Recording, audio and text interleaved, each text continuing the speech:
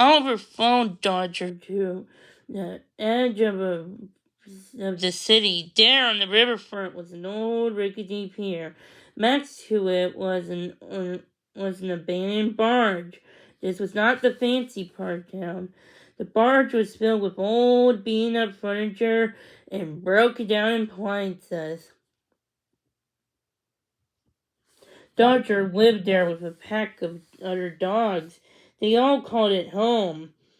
One of the dogs, Einstein, was an old, slow Great Dane. Another one of them, Reno, was a pretty long-haired African hound. Tito, a tiny chihuahua, was nosy through a pile of junk. And Francis, a big, blubbery bulldog, was watching TV. Tito pulled out a badly chewed-up wallet for the junk pile and carried it over to the box filled with loot. "Hey, Frankie, man," he said, "what you up to? Does he get the girl?" "Shut up, you little rodent," said Francis. "I'm watching Shakespeare. My name is Francis, not Frankie. Francis."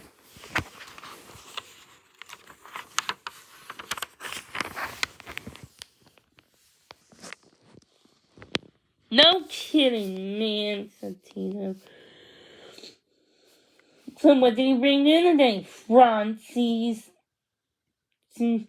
Across the room, Einstein held up a broken tennis racket. "Look what I got," he said. Tito snickered. "Man, what we need some high-quality stuff. Check it out." He picked up the wallet in his mouth and proudly showed it off. It was Francis's turn to lift. "Oh, shredded leather."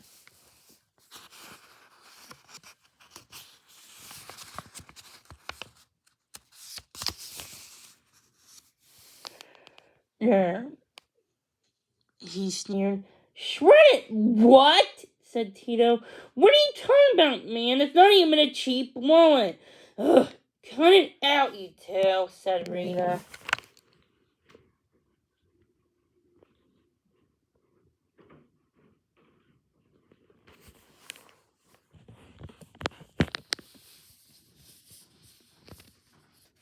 She looked over the ratty pieces of loot. "Fagin's not going to be too happy with this stuff." She shook her head. "So, Francis," she sighed, "you got the food, right?" "Well," Francis paused. "No." "Aw, Frankie," the other dogs groaned. "All you ever do is watch TV," said Rena. "You knew it was your turn to get the food today." Francis shrugged. Then all the dogs began to shout. Then Dodger strolled through the door. "Whoa, cool it, Dodger fans," he said. "I'd like to introduce you to your dinner. Hot dogs on Dodger." Dodger tossed a string of hot dogs to his friends. They all pounced on the food.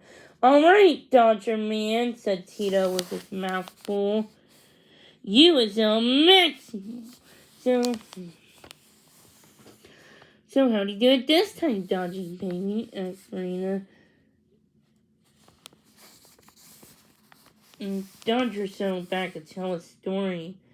Above him on the roof of the barge, Oliver crouched low and watched the dogs reach jagged hole. "What happened?" asked Tina. "What happened? Did you have a fight? Did you? How many were there?" "There, it was tough," said Dodger. "If they wanted a story, he could tell a good one. Picture the city.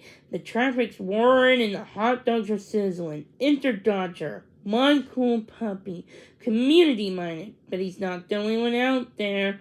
Enter the opposition. A greedy, ugly, psychotic monster with razor-sharp claws and dripping fangs." Dodger's friends leaned in closer, listening to his story.